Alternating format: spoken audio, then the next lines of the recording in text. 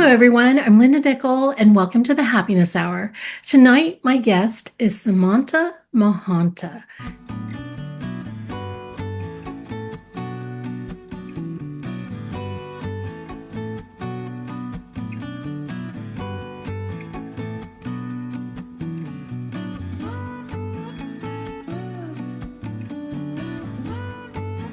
Sim is an outdoor photographer, visual storyteller, and adventurer whose breathtaking landscapes are guaranteed to inspire a little wanderlust.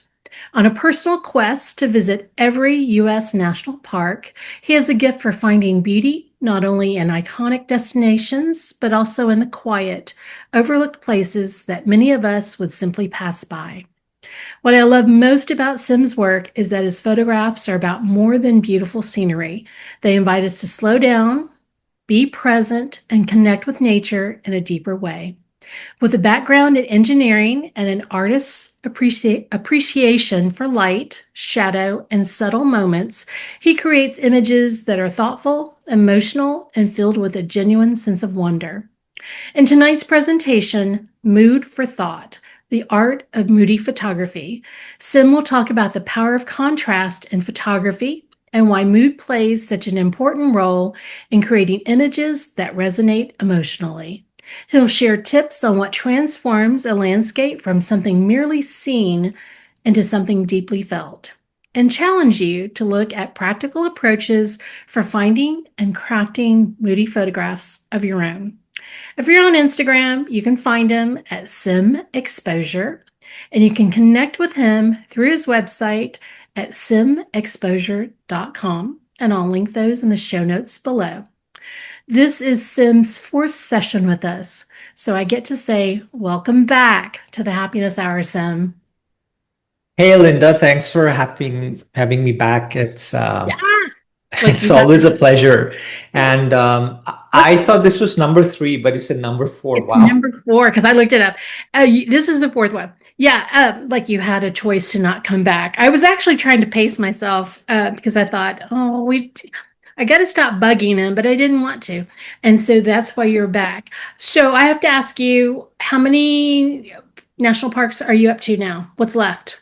Let me check my notes. I think I am I'm looking at my bio. Okay, I've done 55 55. Okay. of 63, so I have eight left.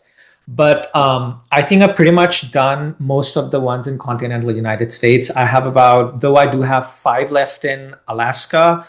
I haven't been to Hawaii yet, which I find odd. I've been to the most remote places, but I haven't been to Hawaii yet. So I have two left in Hawaii, five left in Alaska, and one in American Samoa on the other side of the planet. So Okay. I have a feeling that might be the last national park I check off.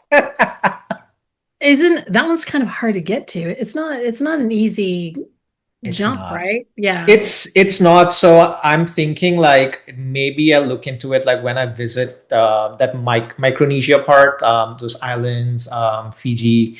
Maybe I can add 4 days and check that off as well. Let's see. Well, when you're that close, you should just get it done with. All Yeah. right. What did I miss in your bio? Anything you want to jump in and say, Linda, let me tell you about how wonderful I really am. No, what I do want to say is like as a side benefit for me, and I think I've brought this up before, is that when I do these kind of presentations, it gives me a moment to like just stop what I'm doing and reflect back. Okay, what new have I learned about myself in the last year? So it's more of a challenge. It kind of reminds me of those open-ended homework I used to get in college, right? Write an essay to describe that, and then it really forces you to think. So yeah, thank you. Yeah, so what we all just heard is this benefits him to be here. So Yeah. I need to add you to next year's schedule. I got it. I can take us up then. I'm okay with it. Y'all, tonight, Sim is like, what would you like me to talk about? And I usually, honestly, I would say almost always, hey, it's the speaker's choice. The topic is open. What do you want to share with us? But Sim really didn't get that choice this time because he said, well, No. and I said, I really would like for you to talk about moody photography because that is In my feed, when he's in my feed, that's the vibe I get. It's like that's just you're at the right place. I don't want to say at the right time because I know that you've planned being there for these events. And so I think this is something in your wheelhouse that I think it would be an easy talk for you to give. So get on with it then.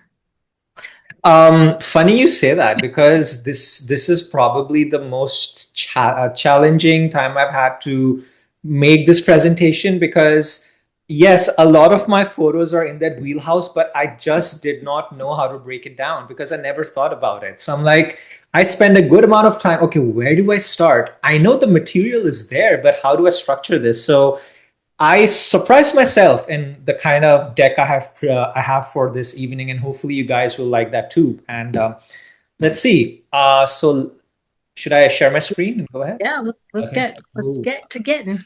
So yeah, today's topic is mood for thought, and as Linda pointed out, it's like this is a type of photography I didn't know I did, but I guess I do because I it just comes to me as second nature.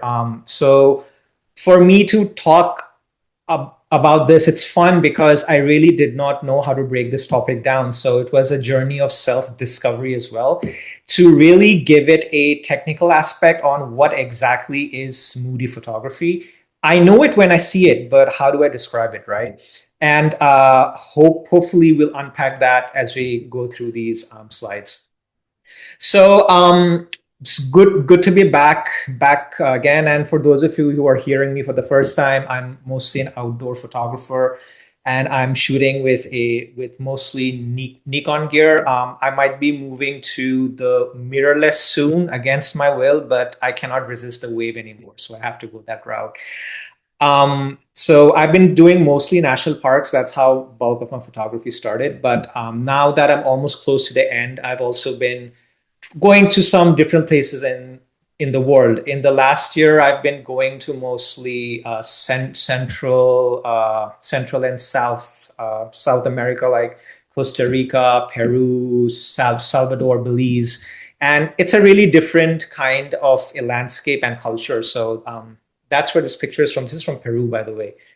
But today we are going to talk about moody photography.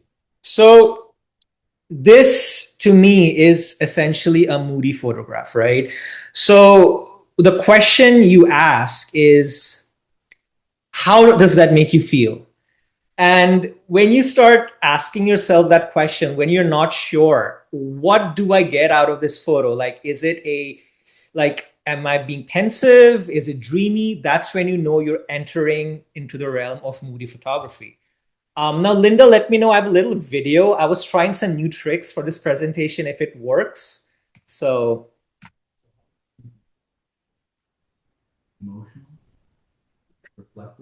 So the sound is real low.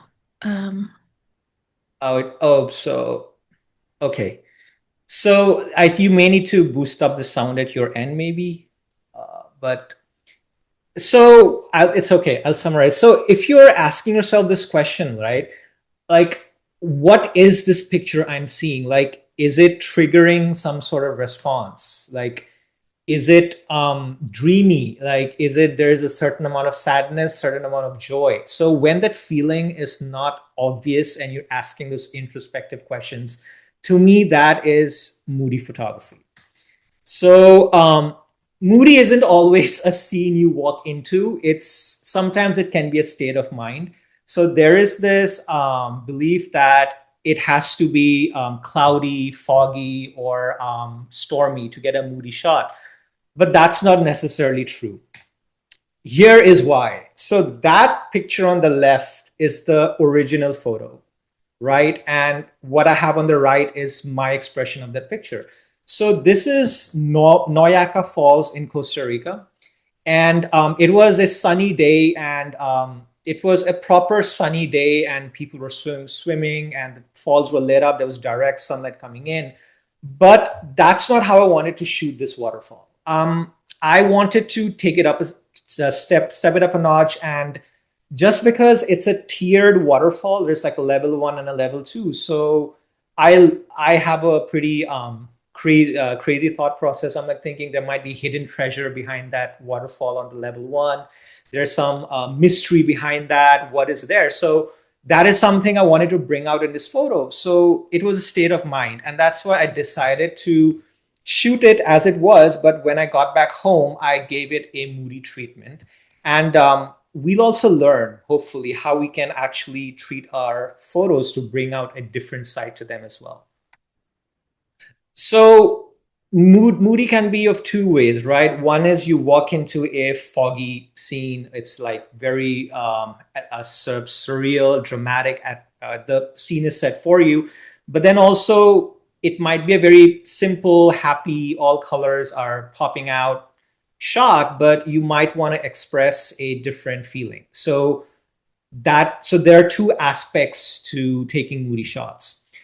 Um, it was really hard for me to make a structure for this presentation. So this is how I'm going to break it down. Like we're going to try and understand what exactly is a Moody image.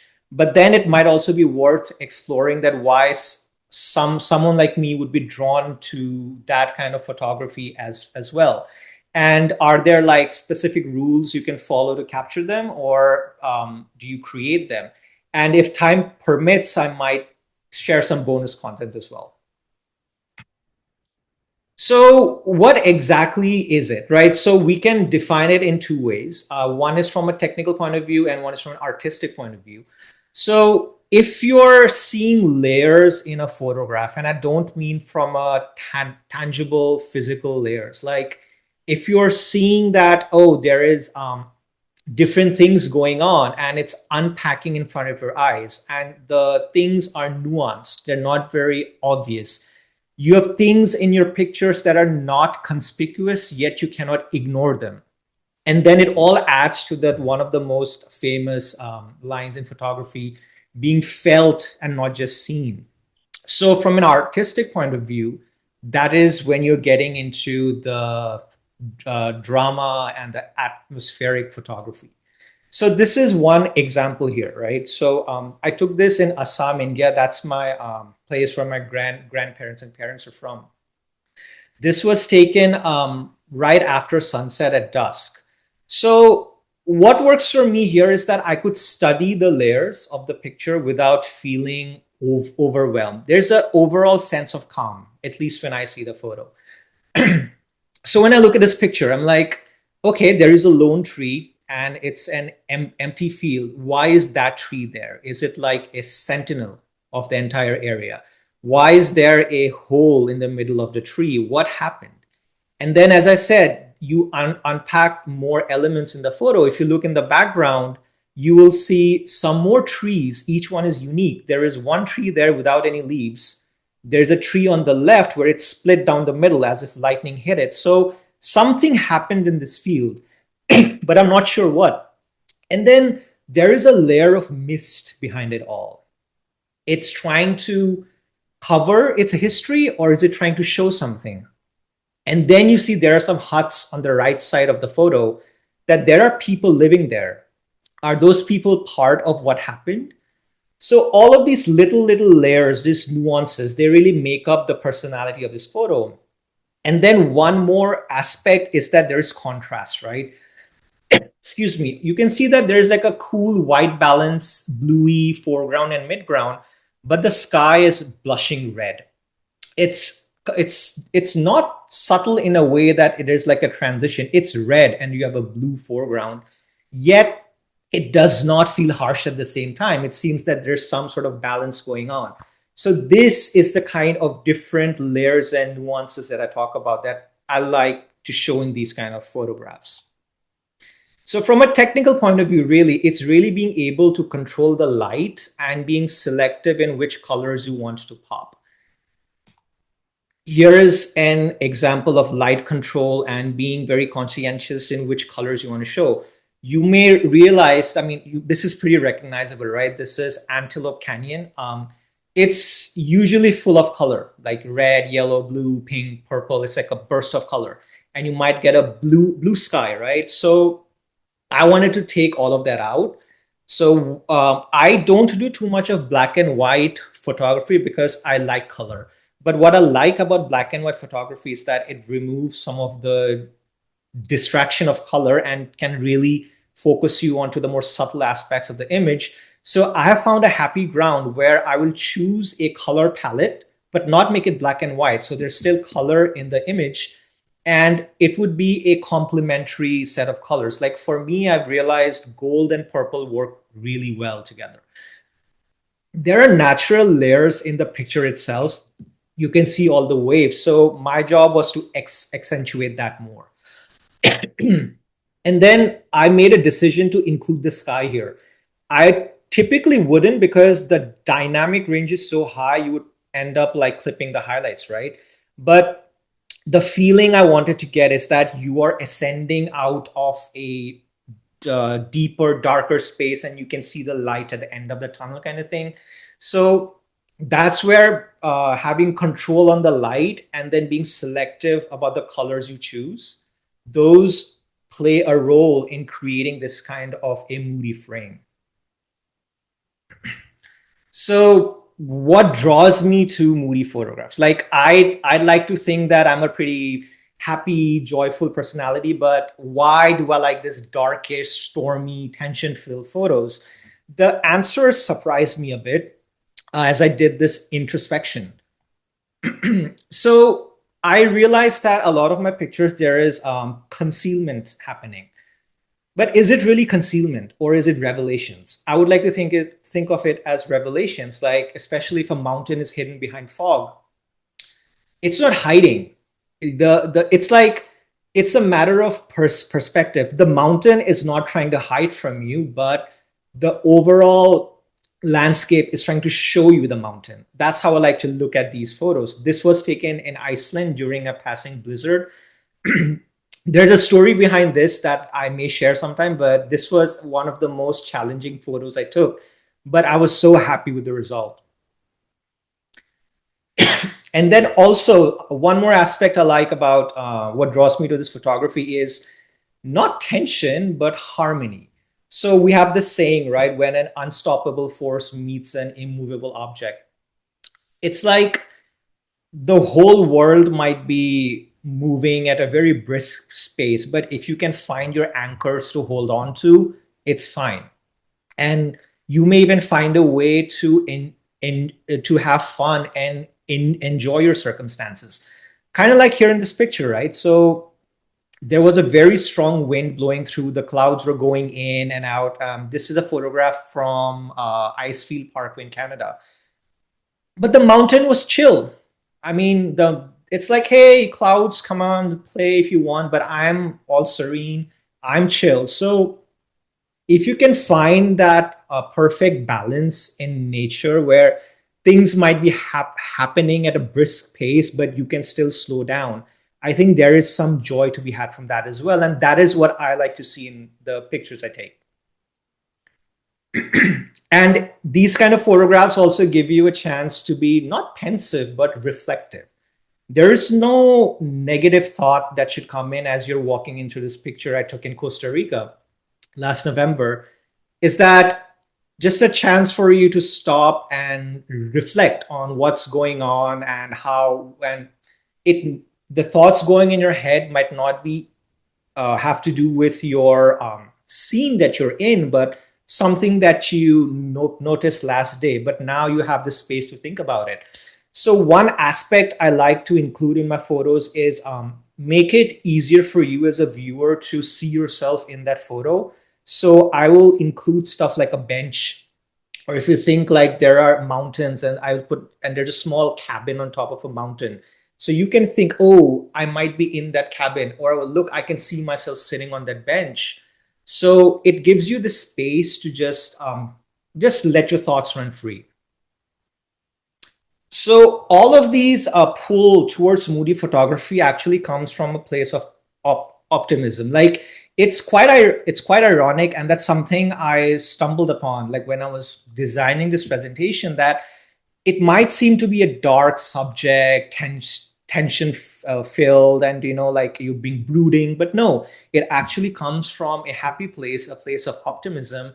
One theme that I like to include in most of my photos is that there is always light at the end of the tunnel. Like you may feel you're lost, but you know where you need to go. For example, this photograph I took in Jasper National Park in Canada, we had some northern light activity. It wasn't strong, but it was good enough to get it as a faint glow. The stars were out. I could get a nice long exposure where the lake almost like looked still. So, as a viewer, you might think I'm walking into this unknown forest land and like there's mountains there, and where am I going to go? But then you look at the right side of the photo, there is this glow coming in. Like it's like I just need to cross that hill and I will be fine. So I will admit I don't do this. I don't know I'm doing this most of the time, but it just happens. Like subconsciously, I always like to include that little burst of optimism in my photos, regardless of how dramatic or oppressing it might look. So, also, it's a tool to contextualize your happiness. What I mean by that, that's a lot of words for something really simple, is that doing moody photography, it helps you look beyond a smile. So if I take a picture of someone and it's just a well lit room and someone is smiling, okay, it's a happy little portrait. But if I add some mood to the photo, some drama to the photo, then that smile might mean something more. Like you want to find out that what is that person like, what has that person gone through, and why are they happy? So, for example, if we talk about flowers, right? So, if I think about flowers like these tulips in Amsterdam, flowers are a happy subject, right? Like, oh, flowers just they make me happy. But I guess there's a difference between saying a look a flower and let me show you a flower. It's a subtle difference. So there was direct light falling on these flowers, and when that happens, you cannot really find a single flower that stands out from the bunch. They all blend in, but I was trying to find a way where I could get every little tulip to mean something, even though it is surrounded by tulips that all look the same. So, by again trying to control the light and being slightly more selective in which colors I want to pop, I I was trying to bring in a sense of joy at like looking at an individual flower where there's like literally millions of flowers all around you. Same thing for sloths. So sloths are nice, cute creatures, right? You when you think of a sloth, you're thinking of the funny music in your background, but there is a art to the way they move. Like I think they're the masters of slow motion, and the funny thing is that they choose to move slowly. I didn't know. They can move fast, but they choose to move slowly. So I kind of wanted to capture that slowing down of time, as if the sloth is the master of time. It's slowing down time and it's moving with purpose in the most fluidic way. So if I were to like shoot this picture as it were, like it's all green and yellow and there's sun coming through, you might miss that. So by giving it a different look, I was happy that I was able to capture the movement of the sloth in a way. Like you can see that there is a purpose in this eyes, and it is in control. It may look helpless, but it's in control of its surroundings. Same goes for a picture where someone might be just smiling and having a happy moment, right? So this was again taken in Assam. So I I on purpose I built in contrast in this photo. So the person on the bridge, like she's very happy to be rescued or meeting this person on the boat who's going to ferry her away. She's kind of stranded on this bridge, which does not look too stable, and you can see there's a storm going on in the background, like the winds are really picking up. So, but in that moment when that hand reached out to her, right, she forgot all her worries that how am I going to get home? This bridge doesn't look too safe, but there is a helping hand coming through and I'm happy. So to create that moment when as a person you go from despair to joy, that's when the this kind of treatment to an image or having this contrast really helps. So like there is, if I ask myself again, what draws you to Moody photography? Just about setting the mood. Like scenes from a cinema? Yeah, that's a good way of describing it. So essentially, I just like to think of pictures as different highlights from a well-made movie, right?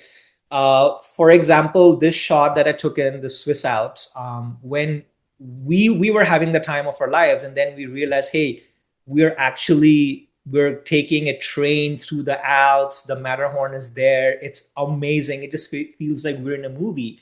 So I wanted to capture that picture, that moment, and that's not very straightforward to do. A lot of things need to go right. But what I knew is that if by being selective in the colors and the way I would treat my picture, that maybe I can bring out that cinematic feel. So we're going on a train, and like this is one of my favorite shots I took. Like it has that. It's mostly because of the color grading scheme I chose in this photo to really bring out the blues and then contrast it with the reds. Moody photography can transform portraits too. Check me out. So this kind of photography works great for portraits. It's not just landscape. Because if you were to think of this photo in a studio where it's like you have your ring light and everything, 100% of the focus would be on the person, on what she's wearing, or is she showing off any jewelry or anything. But no, even though the background is blurred, because of the tones of this picture, you may just think for an extra second that where is she? What happened? Like, is she looking at something or is she distracted? So when a picture can make you ask an extra question or two, and it takes more than a glance, that's when I know that I have succeeded in capturing your attention. And it's not just a 2D pixels presented to you. There's more in-depth layers built in that. Same like in this shot as well. So this is in an abandoned school building, but the model here, she looks pretty comfortable and safe inside, even though she's inside the school building, which tells me that okay, she is comfortable with that in with that school building. Maybe she has a history with it. It might look shady and worn down, but she knows that building. Like there's a personal connection, so that's why she's not frightened and she's at ease. And the way I brought this out was again by having a the choice of colors to bring out. It's mostly bluish tones, but I feel that the small contrast of the red, so the red lips and just the warm skin tone, that contrast again brings out the nuanced questions that I just spoke about. And having that source of light up top diffused, being able to control that light, it again adds to the atmosphere of the picture that this location isn't just random. There is some meaning behind to it. The diffused backlighting and the purposeful color palette elevate this book. We will next look at how you can go about capturing. So now now that we've really broken down what Moody photography is, why I like it, what are the technical aspects, how do you go about taking your own shot? Like, do you capture it or can you create it? You can do both. So if you want to just go out there and capture a like a scene full of drama, full of mystique, typically what works is overcast days. If there is strong directional light that is happening in the scene, which you might find during golden hour, but what I really like is the post storm light when you've had a storm pass through and then the light is still there. It makes for some of the most dramatic lighting. If it's misty and foggy, that is a great ingredient. I love misty and foggy shots. Blue hour works great in any. day. Like if it's a clear sky, clouded sky, doesn't matter. You can get so much nice moody photography out of blue hour. It's just built into that time of day. And long exposures, right? So when you have the opportunity to do long exposures, you have more control on the light. I spoke about that, right? Like it's just about having control on the light and being selective in your coloring. So with long exposures, you get the opportunity to really control that light. Here is an example from Banff where I had three of the elements I just mentioned working in my favor. We had overcast conditions. It was really cloudy. So we went there for sunrise, but sunrise was a bust because it was just cloudy. But it was foggy because there was a difference in temperature between the air and the water. It was really foggy and it was blue hour. So it just made this really crispy, moody frame right there. So this is an instance where it was there and you just had to capture it. What I really like about this shot is that, again, I mentioned, right, there will be always invariably an element of optimism and some contrast in the photo. In that little cabin, right, there is a light that's on. It's all bluey and foggy, but there is a light on. So as a viewer, I'm like, I can enjoy this weather and I know I can take shelter in that cabin if I need to. I can enjoy this from the safety of that light and that cabin. So that little bit of optimism and that glow, that hope, I think that really ties this picture together. Now you can also create your moody shots. Like if none of the elements I mentioned are working in your favor, there is still some scope to create it.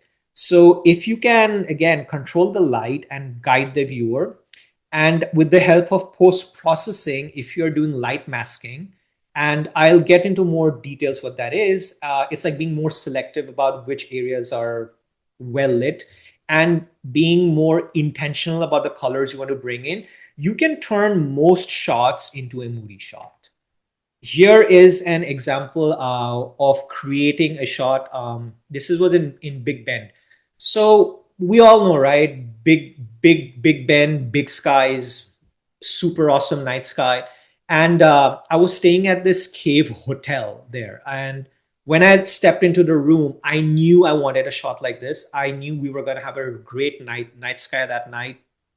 The setting was just cozy, like the mood was set, like literally the mood was set.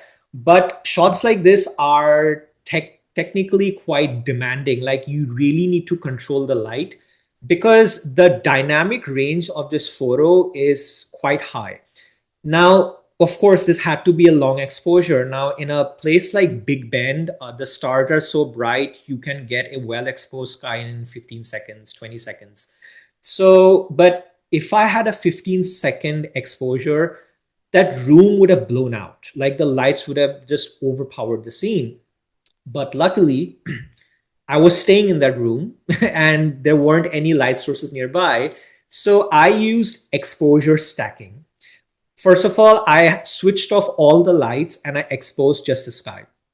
Then I switched on the furthest light in the room to get a sense of what kind of brightness I was trying to dial in.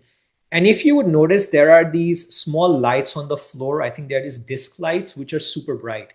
So those disc lights were also blowing out the foreground. So I had to pick and choose which light to turn on and then make separate exposures for these rocks around as well. Because if the rock was in complete darkness, the immersion of this photo would have not been there.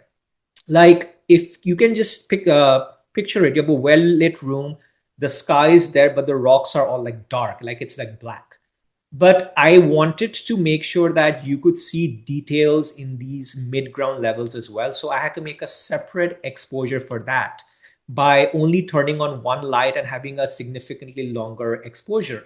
And then tying them all back in post processing took a lot of work, but it was worth it. So this is where when I say I could create a moody shot and I literally had to control the light to bring out this sort of feeling. You have been a wonderful audience. As promised, here's a bonus. I really hope these videos are coming through because this is something experimental I'm trying. But I'm going to share some bonus material that I haven't done before. Is that I'll actually share some of my workflow, like how we can get from the picture on the left to the picture on the right. And most of the work will be done in Lightroom. So let's get into it. So what I realized with Lightroom, side note by the way, is that with time, Lightroom is quite a powerful tool.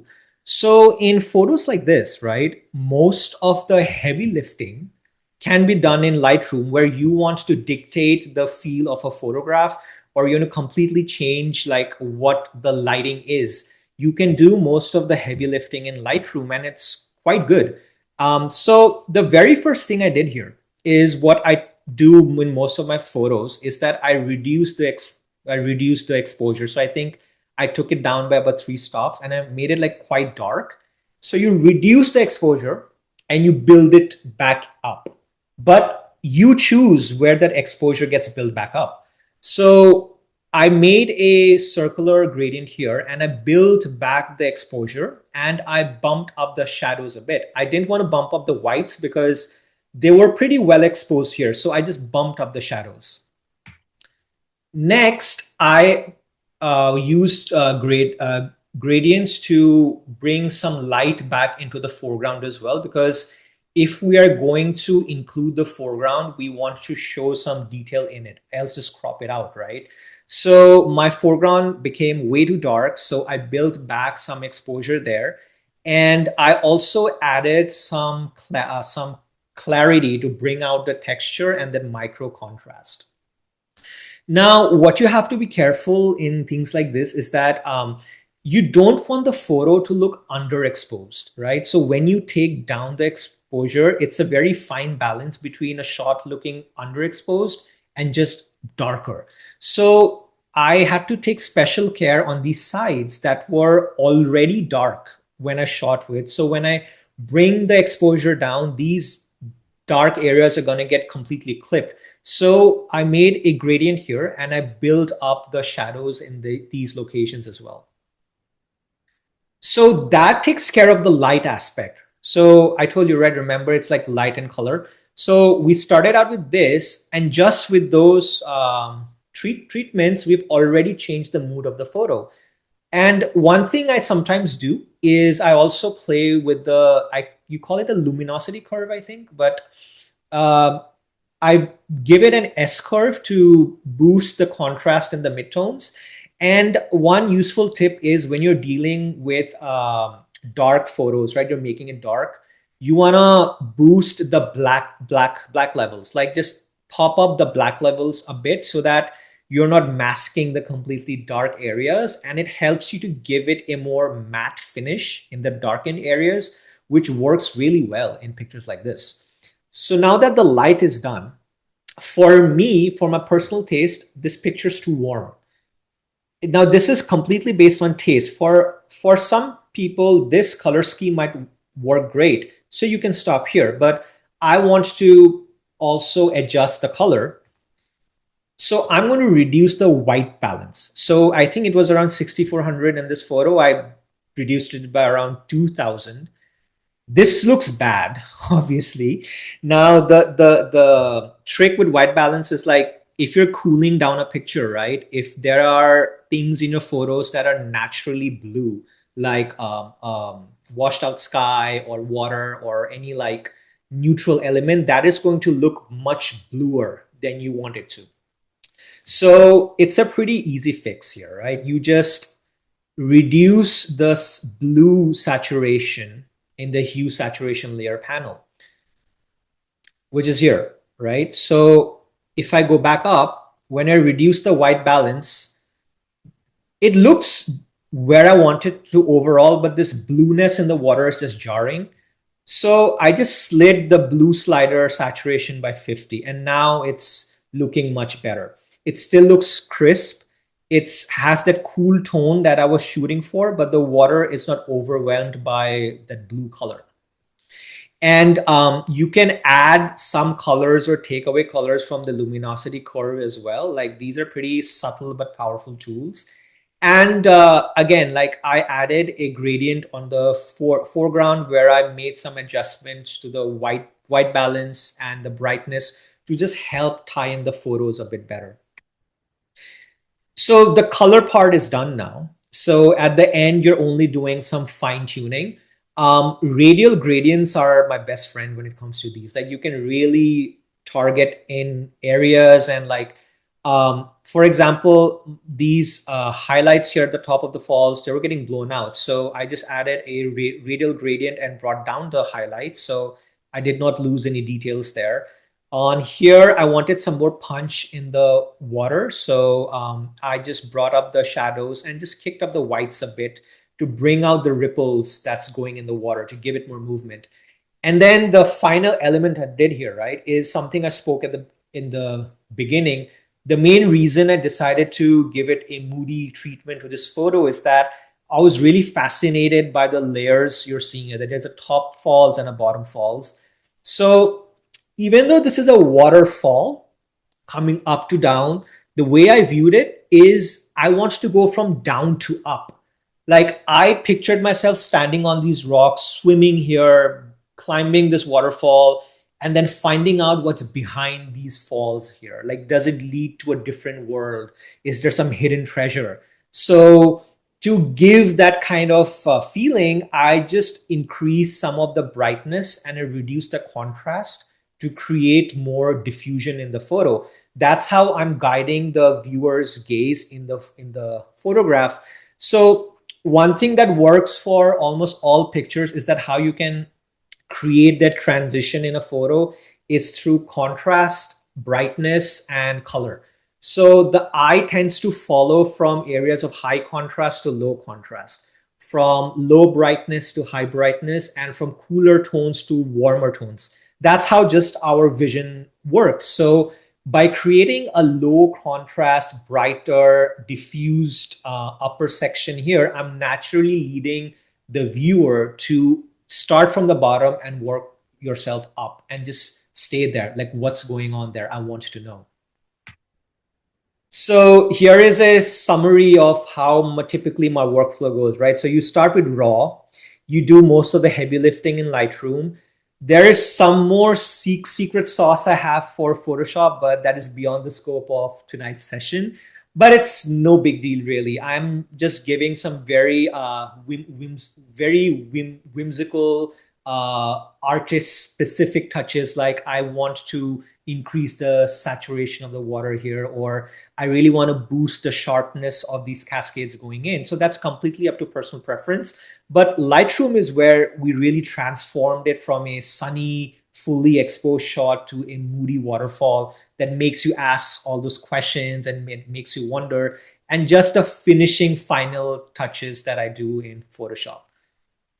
Um, Same thing with this photo, right? The slot picture. This is how it looked at the beginning. That's the raw. Now, because I wanted to bring out that very purposeful movement of the slots and how it's a master of slow motion, I decided to have more control or change the color scheme because here the sloth was blending into its surroundings, which it should be doing. That's how it survives. But as a selfish photographer, I want that sloth to stand out, right?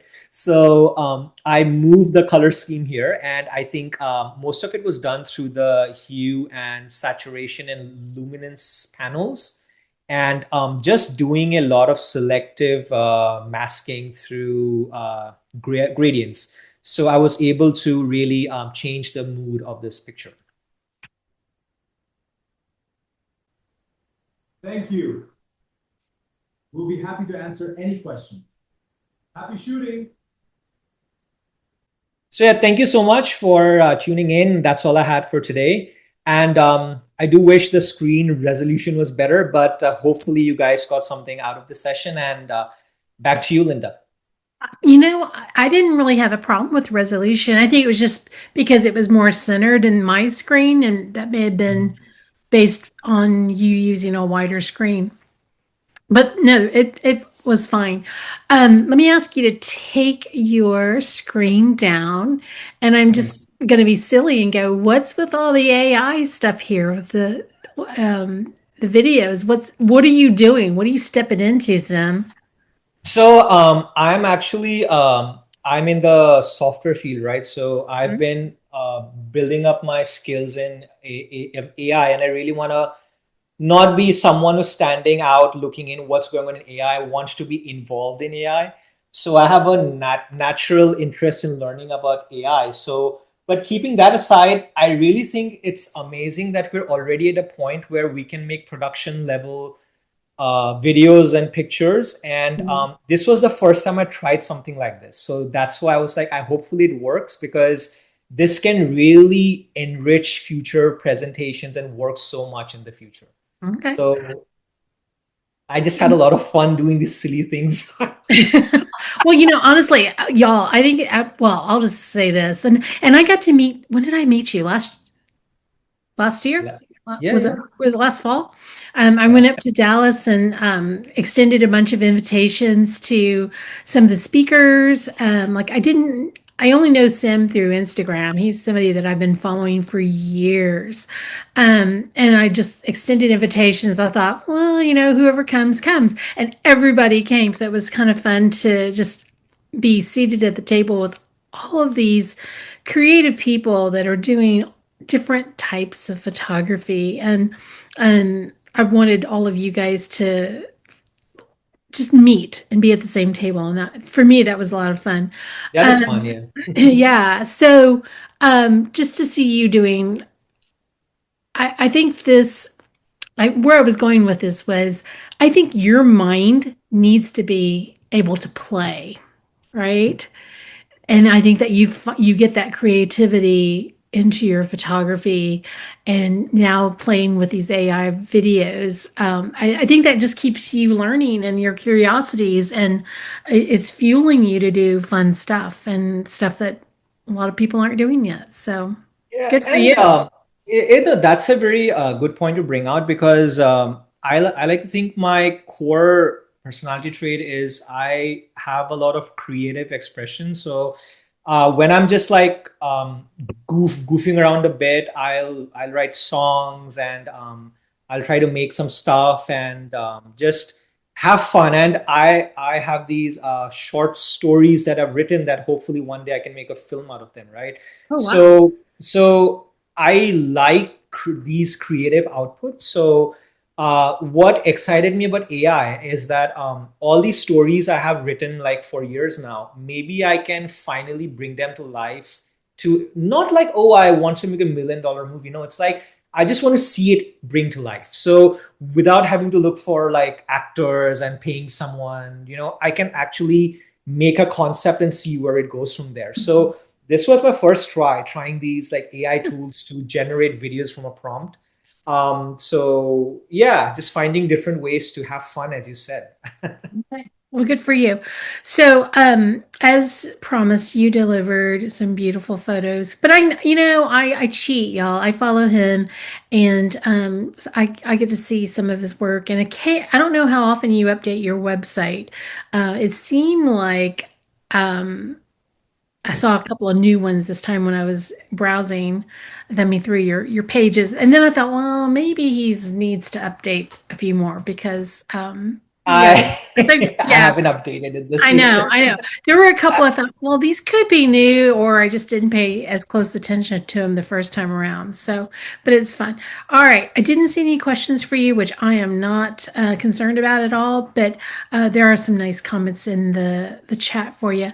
All right, let me thank you for coming yet again, and I'll just put you on the spot. So maybe next fall I'll get you back on. That gives you time to get a couple of trips under your belt. Just saying. Yeah, Just yeah, saying. yeah, sure. Okay. And All right. yeah, let's see. But no, I love to be scheduled, but I also hate the fact that if you say next fall, I'm already looking at the end of next year. I'm like, I know, wait, right? slow down, time, slow down. I know, I know. I won't be that harsh with you, but I'm just kind of I'm laying the groundwork for what I'm thinking. So you need to get on the Linda train of thought, and we'll find a date and we'll get you back on. All All right, right, let sounds me good. go ahead and close you out this time. All right, next week. What are we doing next week? I was not prepared for this. Next week, I believe Brandon Black's going to be here. He's going to do one called Beyond the Camera: How to Create Better Landscape Photographs. So, with that, you guys have a great night, and we'll see you again soon.